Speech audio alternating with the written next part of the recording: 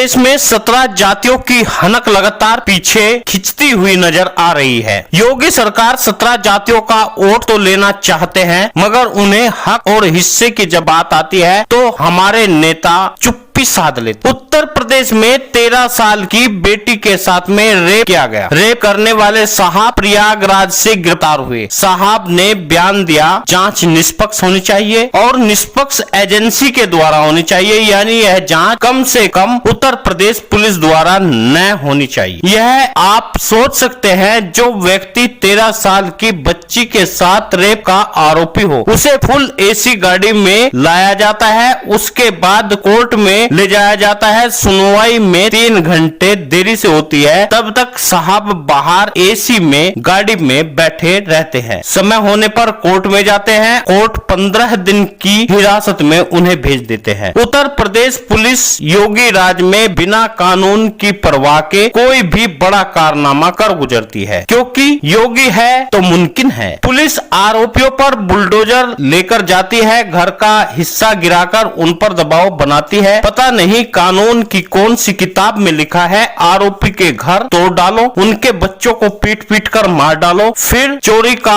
आरोप लगाकर महिला को 3rd डिग्री दे करके पीट दो। यही नहीं, उत्तर प्रदेश में जंगल राज चल रहा है, मगर सरकार लगातार सोई हुई है। ऐसा ही एक मामला खीरी का सामने आया, जहां 8 साल की बच्ची के साथ में दुष्कर्म का मामला सामने आया। 28 साल के युवक ने रेप, आरोपी उसे गुरुवार की रात घर से उठाकर ले गया और सरकारी स्कूल के कैंपस में बंधक बनाकर रखा गया। घटना को अंजाम दिया। परिजन थाने पहुंचे तो आरोपी भाग निकला। पुलिस दिन भर तलाश करती रही, वहीं पर बच्ची को अस्पताल में भर्ती कराया गया। फरधान थाना क्षेत्र के रहने वाली 8 वर्षीय बच्ची गुरुवार को रात में घर में सो रही थी। गांव का सर्वेश नाम का युवक उसका मुंह दबाकर उठाकर ले जाता है। वहीं पर अखिलेश यादव सरकार पर आक्रामक होते हुए नजर जरूर आए। उत्तर प्रदेश में भाजपा सरकार की कानून व्यवस्था पूरी तरह ध्वस्त हो गई और सत्ता के संरक्षण में गुंडाराज व्यवस्था लागू है। अब एंटी रोमियो स्क्वाड कहीं दिखाई नहीं देता। बेटियों का घर से निकलना मुश्किल हो गया है। असामाजिक और अपराधी तत्व बेखौफ हो गए हैं। वर्दीधारी खुद ही दरिंदे हो गए हैं। बेटियों का घर से निकलना आजकल बड़ा मुश्किल सा दिख रहा है। बांदा जिले में बीजेपी कार्यकर्ता ने अपने बेटे अमन त्रिपाठी को घर से बर्थडे पार्टी के लिए बाहर गया था, मगर वापस नहीं लौट। वापस आया तो उसका शव आया। पोस्टमार्टम में बताया युवक की मौत पानी में डूबने से हुई, मगर विशेष मेडिकल टीम ने पोस्टमार्टम रिपोर्ट को फर्जी बताया। पोस्टमार्टम करने वाले डॉक्टर पर कार्यवाही के निर्देश दिए गए, मगर अमन त्रिपाठी की मां दर दर इंसाफ की गुहार साहब लोगों के आगे मांग रही है, मगर साहब लोगों को कोई फर्क पड़ता हुआ नजर नहीं आया। वहीं पर खाकी और खद्दर की जोड़ी ने मिलकर इंसाफ का ऐसा गला घोटा, अमन त्रिपाठी की अस्थियां अभी भी विसर्जित नहीं की जा सकती। विधायक व